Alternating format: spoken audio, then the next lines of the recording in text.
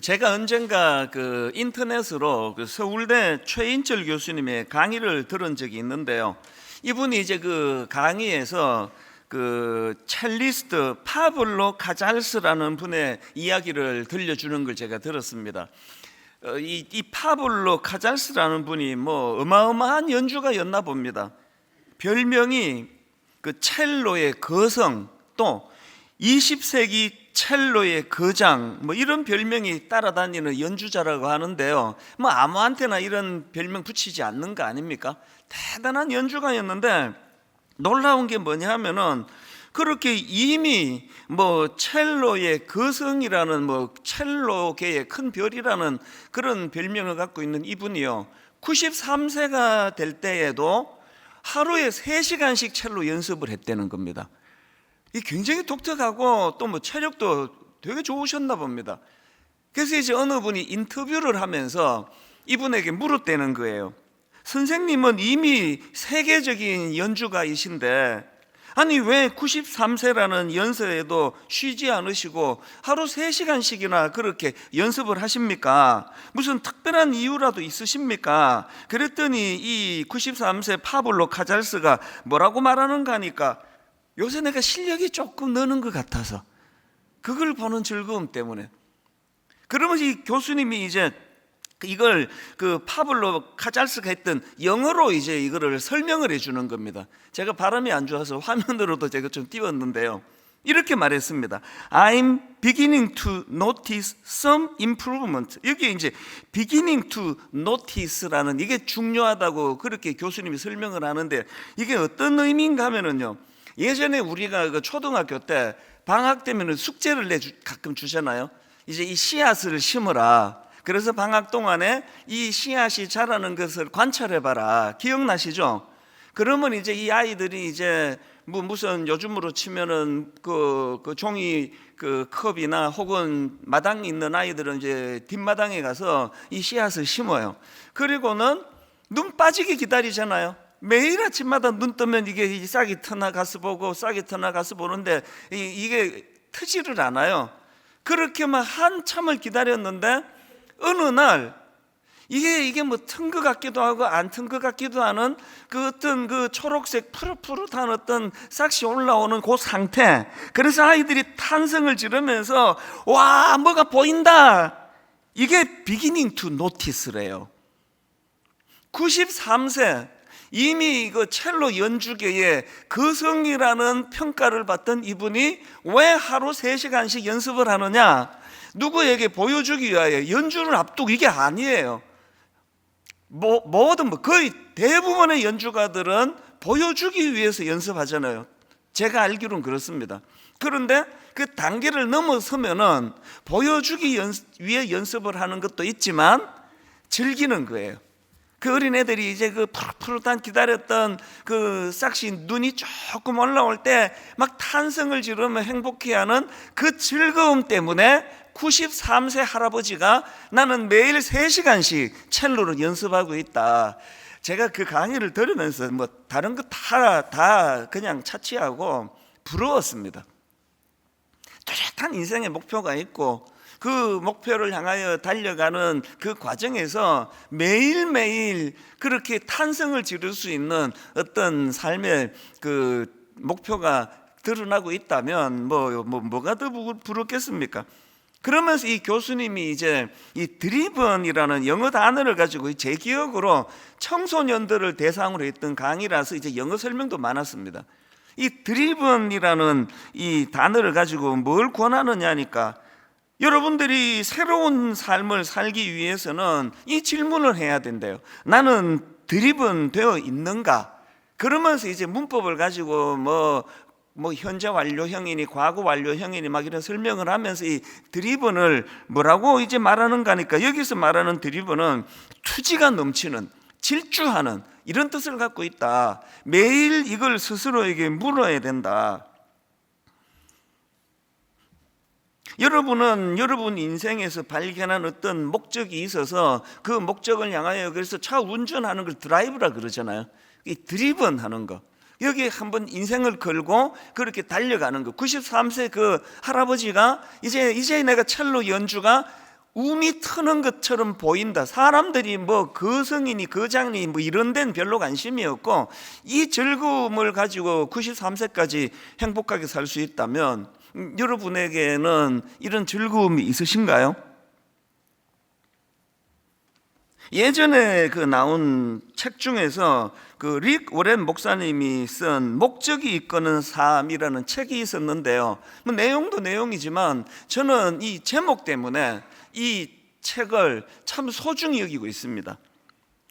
이제 미국 사람이 쓴 책이니까요. 원제가 The Purpose Driven Life. 여기도 드리븐이 나오잖아요. 이 책이 지금 뭘 강조하는가 하니까 문법적으로 이 드리븐이 이게 합성으로 쓰여지면 무엇의 주도로 또 무엇의 중심으로 이런 뜻이 되기 때문에 이 목적이 이끄는 삶이라는 제목 자체가 뭘 강조하는가 하니까 우리 인생은요 누군가의 혹은 무엇인가에 의하여 영향을 받을 수밖에 없기 때문에 그렇기 때문에 우리가 질문해야 되는 거예요. 그럼 내 인생은 무엇이 견인하고 있는가? 무엇이 내 인생을 끌고 가고 있는가? 요즘에 그 사회적으로 문제가 되는 게 자꾸 이제 어떤 사람을 청소년을 악하게 영향을 미쳐가지고 그 무슨 용어가 있잖아요. 그 아이를 이렇게 그냥 그래서 이제 굉장히 성적으로 유린을 하든지 돈을 다 그냥 착취를 하든지 이런 악한 범죄가 지금 득세를 하고 있는데요. 만약에 그렇게 그 드리븐하는 그 대상이 엄청나게 훌륭한 분이라면요. 그 아이가 뭐냐면 정신을 쏙 빼놓고 그렇게 흠모하고 따라가는 그게 범죄자가 성적으로 죄 지으려고 유혹하는 게 아니라 그 대상이 어마어마하게 존경할 만한 분이라면요. 제가 왜 목적이 이끄는 삶이라는 이 책을 가지고 한 번씩 제가 그걸 묵상하는가 하면은요. 그 책이 주장하는 게 뭐냐 하면은 우리는 무언가에 이끌려 살 수밖에 없는 존재라는 거예요. 왜 그렇게 이끌려 사느냐? 우리가 그렇게 지음받았다는 거예요. 누군가에게는 영향을 받을 수밖에 없는 존재로 지음을 받았는데 우연히 태어난 존재가 아니라 하나님이 우리를 그렇게 지으셨다는 거예요. 그래서 누군가에게는 영향을 받을 수 없도록 또 무엇인가에게는 끌리며 살아야 그 인생이 행복하도록 그렇게 지음을 받았다. 그래서 우리는 단지 이 땅을 그냥 그저 세월 보내면서 사는 행복이 아니라 하나님께서 우리를 만드실 때 우리를 향한 어떤 목적과 계획이 있는데 이거를 발견하여 거기를 달려갈 때 인생이 행복해진다. 오늘 여러분을 이렇게 애타게 초청하고요. 그래서 지난주 오셨는데 제가 한 번만 더 와달라 그래서 오신 분 다음 주에 또 오세요. 다음 주에 또 오시면 좋겠습니다. 이걸 깨달을 때까지 오시면 좋겠습니다. 이게 왜 안 되느냐? 우리 성도님들은 다 알아요. 우리 집 아이들이 사춘기 때 제가 그냥 뭐 노래를 불렀던 이야기 중에 하나예요. 왜 사춘기가 위험하냐? 내가 이런 이야기를 해줘요. 우리 아들한테. 운전자가 운전을 하고 가다가 저기 길가에서 한 3살, 4살 꼬맹이들이 공놀이하면 모든 운전자가 다 긴장한다. 왠지 아니? 쟤들은 지금 몰두하고 있는 우주에서 공밖에 안 보이는 애들이야. 그래서 공놀이 하다가 저 공이 저 차도로 굴러가면 공밖에 안 보이기 때문에 지금 차가 쌩쌩 달리는데도 그 공 보고 질주할 애들이기 때문에 모든 운전자들이 그렇게 긴장하면서 그걸 지나가는 거야. 너희들 사춘기 때는 부모가 넓은 시각으로 아무리 설명을 해줘도 관심 있는 그 필이 꽂혀 있는 공밖에 안 보이기 때문에 이것이 부모가 가장 답답해하는 부분이라고. 조금만 눈을 더 크게 떠보라고. 조금만 더 넓은 세계를 보라고. 그 통하지도 않은 이야기를 그냥 뭐 사춘기 내내 했거든요. 20대 후반 이제 그게 뭔 소리인지 좀 알겠대요. 그게 엄청 빨리 깨달은 거 아닙니까? 죽을 때까지 못 깨닫는 분이 대부분인데요. 하나님이 왜 안 보이시느냐고요?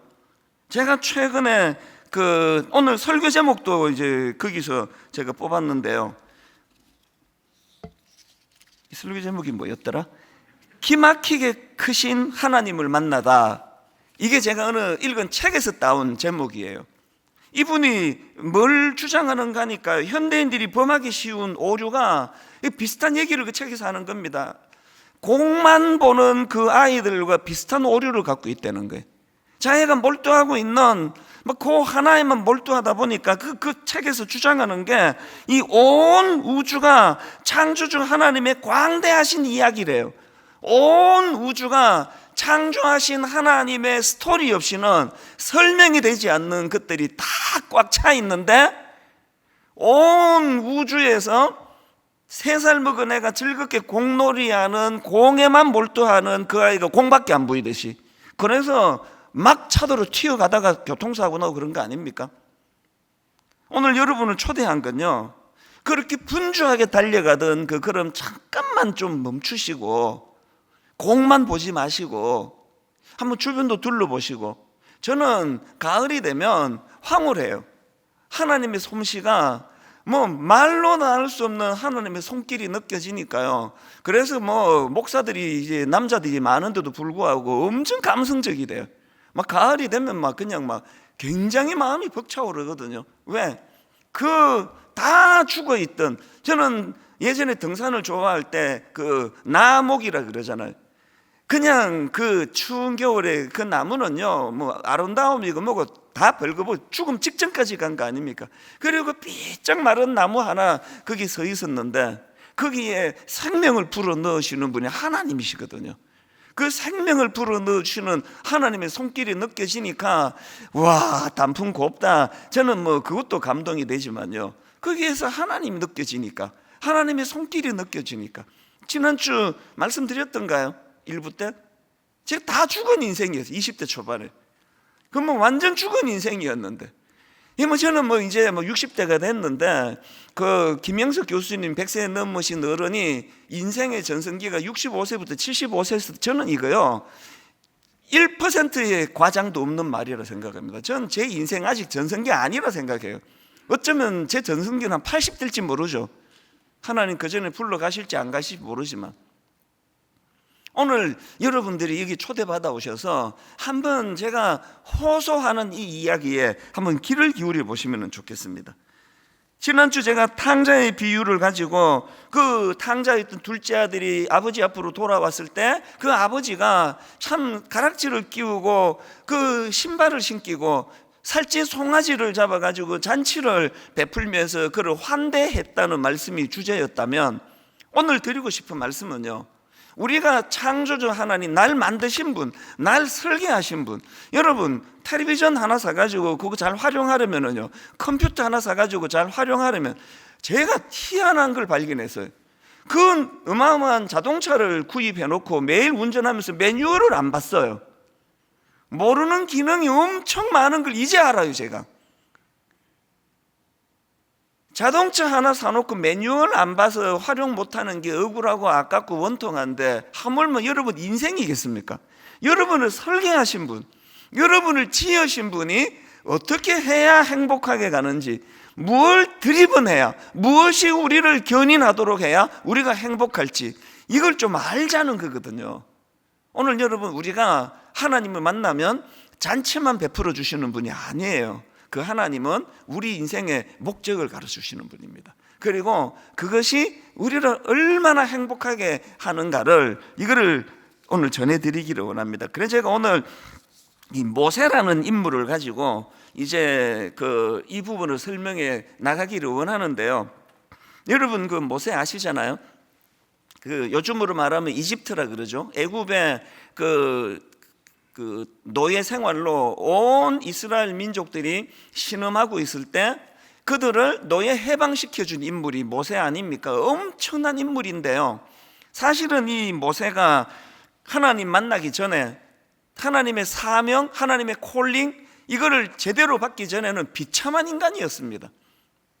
열정만 있어가지고 그 노예 생활로 고통당하는 자기 민족을 어설프게 돕겠다고 그러다가 사람을 죽여서 그 길로 도망을 가서 광야에서 40년 유리 방황한 인물이 모세예요.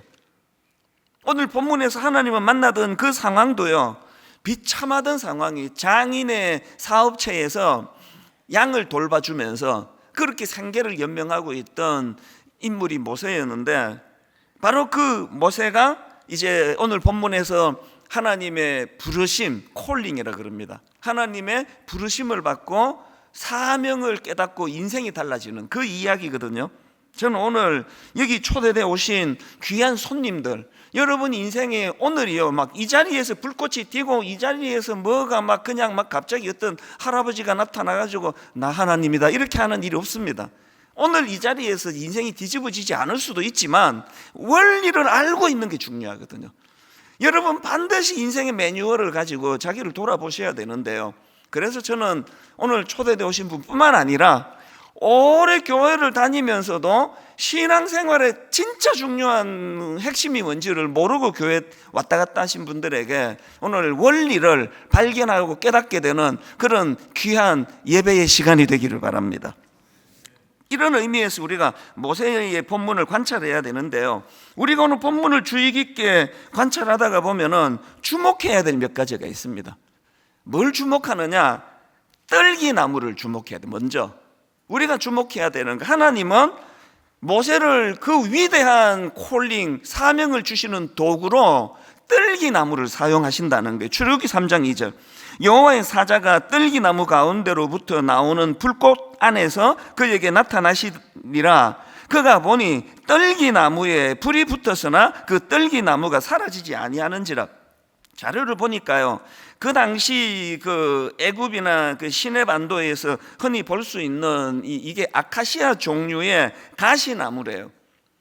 뭐 우리나라에서도 가시나무는 별로 쓰임새가 없잖아요. 그러니까 한마디로 말해서 이 떨기나무는 뭐 특별히 눈에 띄는 게 없는 평범한 나무였고요. 그리고 또 그 부피에 비해서 쓰임새가 별로 없는 나무였대요. 놀랍게도 지금 위대하신 하나님이 위대하신 역사를 펼쳐나가는 그 현장에서 그 쓰임새 없는 떨기나무를 사용하고 계시더라는 거예요. 이게 뭘 의미하느냐? 하나님은 왜 그 엄청나게 비싸고 화려하고 멋지고 웅장한 나무를 사용하지 않으시고 그런 어떤 그 존재를 사용하지 않으시고 덩치에 비해서 쓰임새가 없는 떨기나무를 사용하셨는가? 이게 무슨 의미냐? 간단하게 설명할 수 있어요. 제가 떨기나무예요. 다 설명됐죠? 제가 떨기나무예요. 하나님 만나기 전에 뭐 목사 아들이고 뭐고 다 소용없습니다. 하나님 인격적으로 만나기 전에는 그 하나님 제대로 믿는 거 아니에요. 그래서 걸어 다니는 열등감, 뭐 그냥 뭐 너무너무 초라하고 뭐 외모부터 해가지고 그 우리 누나 셋은 이렇게 설교하면 반드시 연락이 와요. 너 자꾸 외모 갖고 얘기 좀 하지 마라. 네가 어때서? 내 눈에는 뭐 내 동생이 최고 멋지다 그러면 그게 누나 눈이지 뭐 이런 얘기를 하는데 뭐 이것 갖고 내가 뭐 열등감 얘기를 하는 게 아니에요. 그리고 저는 뭐 머리 좋은 사람 뭐 그 아주 나쁘진 또 않아요. 그러나 뭐 그래도 또 뭐 아주 좋은 사람도 아니고, 그래서 열등감이 참 많았던 저는 평범한 떨기나무예요. 그래서 20대 미국 가서 막 엄청나게 고생하는 과정에서 모세하고 저하고 뭐 견줄 바는 아니지만 똑같은 게 뭐냐? 똑같은 방식으로 하나님이 저를 만나 주셨거든요. 제가 소명 콜링을 받았고 그 이후로 행복하다는 건 모세하고 저하고 똑같습니다. 규모는 다르지만 저도 분당 우리 교회 담임 목사로서 20여 년 동안 그렇게 떨기나무가 감히 이 큰 교회를 그렇게 이끌어 나가는데도 불구하고 큰 혼란 없이, 갈등 없이, 방황 없이, 쪼개지는 일 없이, 저는 이게 기적이지 뭐가 기적이냐? 홍해가 갈라지는 것만 기적이냐? 이 떨기나무 같은 아무것도 없는 나 같은 게 이렇게 지도자로 교회를 섬기는데도 이렇게 교회가 순탄하게, 그리고 29교회로 지금 모든 교회가 다 지금 은혜롭게 잘 자라고 있거든요. 이게 기적 아닙니까? 하나님이 떨기나무를 쓰시는 거예요. 왜 저를 쓰시는지 이제 좀 아시겠죠? 그래야 사람들이 헷갈리지 않으니까. 제가 막 그냥 막 IQ 250에 막 멘사 회원이고 목회를 하면 똑똑한 게 목회도 잘하니 그럴 거 아니냐고요. 모든 사람들이 분당 우리 교회를 보고 하나님 살아계시다, 저 떨기나무를 갖고도 저렇게 일하시네. 소품은 아시겠죠? 떨기나무예요. 하나님께서 여러분에게 이런 말씀을 주세요. 여러분은 초대되어 오면 어떤 착각을 갖고 계세요. 이제 막 그냥 그렇게 내가 막 평생에 정교회로 왔는데 하나님이 오늘 막 펑 하고 나타나서 막 나를 완전히 설득해서 뒤집어질 거라는 생각. 글쎄요, 여러분이 슈퍼맨이면 그렇게 일하실 거예요. 지금 모세는요 실패자예요. 열등감 투성입니다. 하나님은 모세의 상황에 걸맞게 임하시는 거예요. 떨기나무로 임하시는 겁니다. 이게 첫 번째 제가 주목하는 거고요. 두 번째 우리가 주목해야 될 게 있는데 호렙산입니다. 호렙산. 하나님은 호렙산에서 일하시는데 그 호렙산을 거룩한 땅이라고 말씀하십니다. 출애굽기 3장 5절 하나님이 이르시되 이리로 가까이 오지 말라 내가 선 곳은 거룩한 땅이니. 상당히 많은 크리스찬들이 여기서 헷갈려요. 제가 이 말씀을 묵상하다가 제 어린 시절 교회가 생각났는데 뭐 60년대 70년대 자체가 보수적이었지만 그 교회는 더 보수적이에요. 이게 놀랍게도요 이 강단이 이게 하나님 말씀을 전하는 거룩한 땅이기 때문에 놀랍게도 여성을 못 올라오게 했어요. 모든 여성들이 또 그걸 당연히 생각했습니다. 그때 교회에 그 관리 집사님 집이 이제 보통 교회에다가 있어서 새벽기도 문도 열고 또 이제 청소도 하고 부부가 다 청소를 하는데 그 부인이 유일하게 청소를 못하는 게 강대상이죠. 그리고 강대상이 이것처럼 우리처럼 이렇게 평범하지 않아요. 막 못 올라오게 이렇게 함부로 못 올라오게 막 굉장히 높게 만들고 설교 들으면 목 엄청 아픕니다. 그리고 출입구가 따로 있거든요. 그래서 그 여집사님이 난 되게 행복했다 생각해요. 저기 청소 안 해도 되니까. 저기 남자만 해야 되니까. 뭘 착각한 거예요? 호렙산이 뭐 엄청난 무슨 거룩한 재료로 만든 것처럼 생각하는 거, 이게 엄청난 착각 아닙니까? 하나님이 지금 호렙산을 거룩한 곳이라고, 그래서 이따가 설명하겠지, 신을 벗으라 그러는데요, 호렙산은요 그 이름 뜻도 호렙, 이건 건조한 곳이고요, 건조한 사막지대예요. 그 요새 그 땅으로 파면은 그 몇 푼 못 받아 팔려고 하는데 누가 그 사막 땅을 비싼 돈 주고 사겠냐고요. 잘 들으셔야 됩니다. 호렙 땅 자체가 황금으로 만들어져서 거룩한 곳이 아니고요, 하나님이 그곳을 방문해 계시기 때문에 그곳이 거룩한 곳이에요. 모세가 신발을 벗어야 되는 이유가 있다면 그 땅의 성분이 아니에요. 저는 저를 성직자라고 부르는 거 별로 좋아하지 않습니다. 좋은 표현 아니에요. 저만 성직자가 아니게, 그럼 모든 우리 집사님도 성직자라고 부르신다면 그럼 저도 성직자 할래요. 저는 떨기나무예요. 성직자 아닙니다. 잘 들으세요. 이것도 모든 인간은 존경의 대상이 아니에요. 목사님 존경합니다 이런 얘기 앞으로 하지 마세요. 뭐 이제는 안 했지만 인간은 존경의 대상이 아니에요. 인간은 떨기나무예요. 단 제 인생에 하나님이 임재해 계신다면 그 사람이 하는 목회는 성직이에요. 지금 학교 선생님, 그것이 성직입니까 아닙니까? 교수직, 그게 성직입니까 아닙니까? 다 말씀드렸잖아요. 그건 자기가 택한다고. 하나님의 사명을 따라 교수직을 행하면 그게 성직이에요. 돈벌이 하려고 교수하면 그거는 아주 참 가슴 아픈 직책입니다. 목사도 마찬가지예요. 목사가 다 성직자라고요? 천만의 말씀이에요. 하나님이신 소명을 따라 거룩하신 하나님을 마음에 모시고 그분과 동행하며 하는 목회만이 성직인 줄 믿으시기를 바랍니다. 그래서 여러분, 이 강대상을 너무 막 의미 부여하는 그거 굉장히 이단 그 우상을 섬기는 짓이에요. 오늘 우리가 예배할 때 이 자리만이 거룩해서 여자분들도 막 못 올라가, 이것도 틀려먹은 거 아닙니까? 이런 어떤 잘못된 관행들을 다 깨부시고, 이게 어떤 남성이다, 여성이다, 어린아이다, 어른이다, 할아버지다, 이런 걸로 거룩을 구분하는 게 아니라 여러분들 안에서 이제 이 하나님의 거룩하신 하나님의 임재를 경험하는 차원에서 여러분은 하나님의 사람들이 되신 줄로 믿습니다. 그 다음에 이제 또 한 가지 더 살펴봐야 되는 게 이제 한 가지 더 집중할 게, 하나님이 모세에게 소명을 주시면서 한 가지를 부탁을 하십니다. 명령을 하십니다. 신을 벗으라는 거예요. 모세에게 신발을 벗으라고 요구하신다.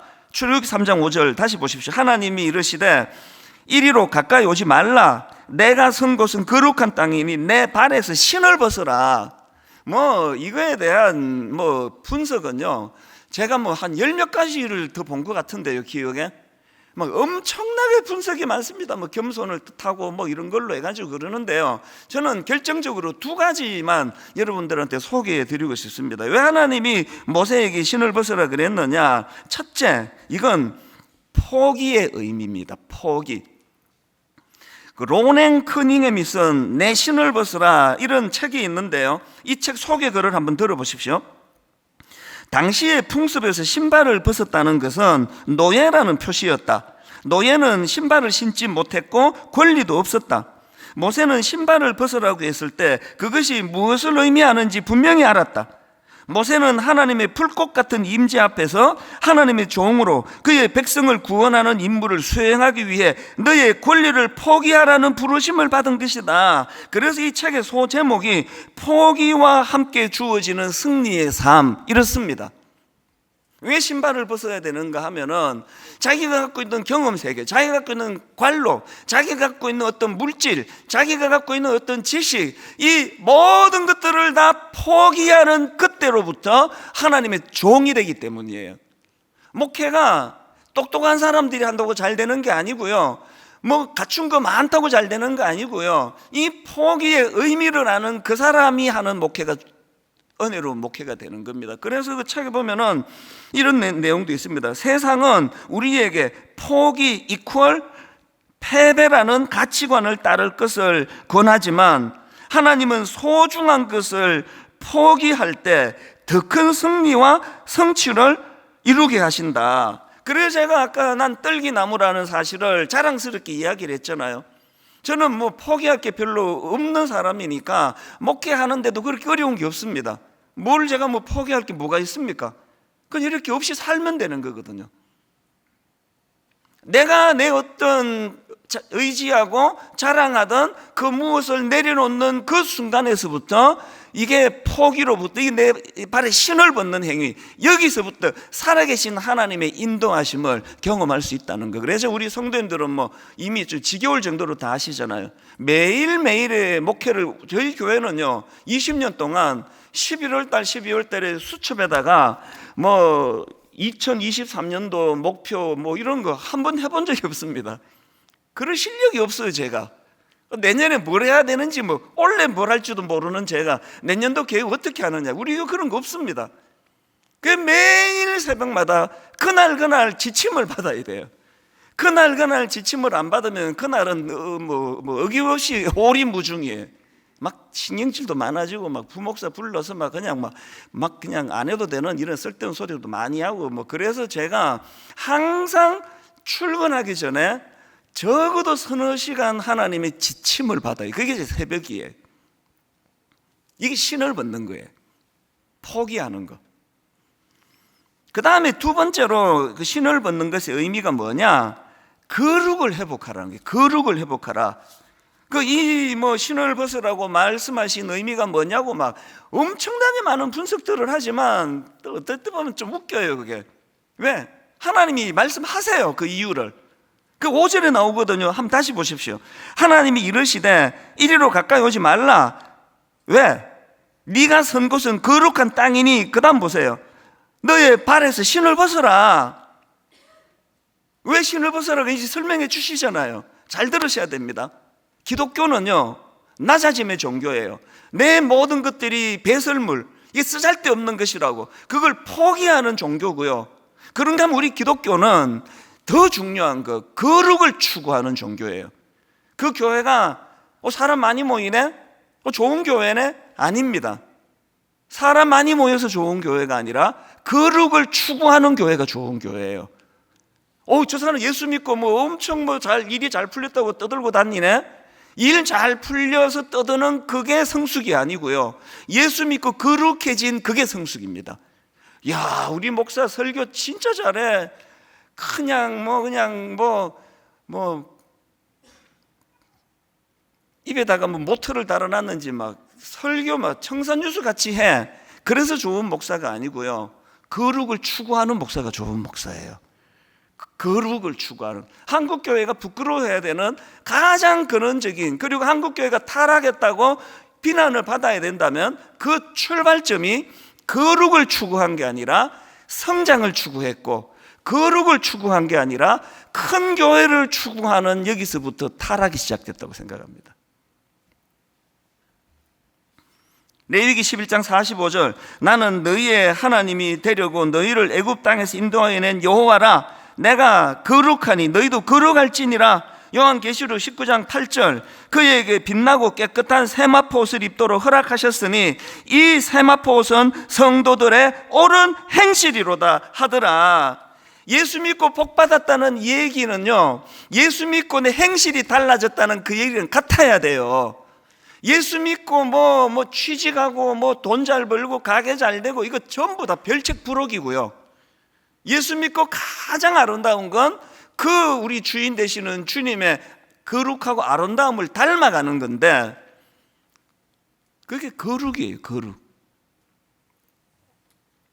새생명 축제 할 때마다 제가 자괴감을 느끼는 게 이거예요. 왜 이렇게 안 오시려 그러는 거예요 도대체.